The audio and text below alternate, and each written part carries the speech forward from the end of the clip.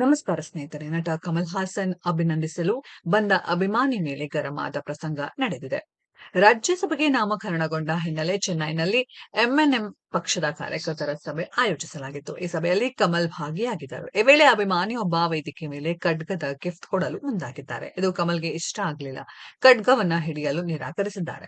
ಎಚ್ಚರಿಕೆ ಕೊಟ್ಟರೂ ಅಭಿಮಾನಿ ಕೇಳಲಿಲ್ಲ. ಬಲವಂತವಾಗಿ ಖಡ್ಗ ನೀಡಲು ಮುಂದಾಗಿದ್ದಾನೆ. ಆಗ ಕಮಲ್ಗೆ ಕೋಪ ಬಂದು ಗರಂ ಆಗಿದ್ದಾರೆ. ಈ ವಿಡಿಯೋ ಸಾಮಾಜಿಕ ಜಾಲತಾಣದಲ್ಲಿ ವೈರಲ್ ಆಗಿದೆ. ಇತ್ತೀಚೆಗೆ ಕಮಲ್ ಹಾಸನ್ ಕನ್ನಡ ಭಾಷೆಯ ಬಗ್ಗೆ ನೀಡಿದ್ದ ಹೇಳಿಕೆಗೆ ಕರ್ನಾಟಕದಲ್ಲಿ ತೀವ್ರ ವಿರೋಧ ವ್ಯಕ್ತವಾಗಿತ್ತು. ಇದೇ ಕಾರಣಕ್ಕೆ ಕರ್ನಾಟಕದಲ್ಲಿ ಕಮಲ್ ಅಭಿನಯದ ತಗ್ ಲೈಫ್ ಚಿತ್ರ ರಿಲೀಸ್ಗೆ ಅವಕಾಶ ನಿರಾಕರಿಸಲಾಗಿತ್ತು. ಇದನ್ನು ಪ್ರಶ್ನಿಸಿ ಚಿತ್ರತಂಡ ಹೈಕೋರ್ಟ್ ಮೊರೆ ಹೋಗಿತ್ತು.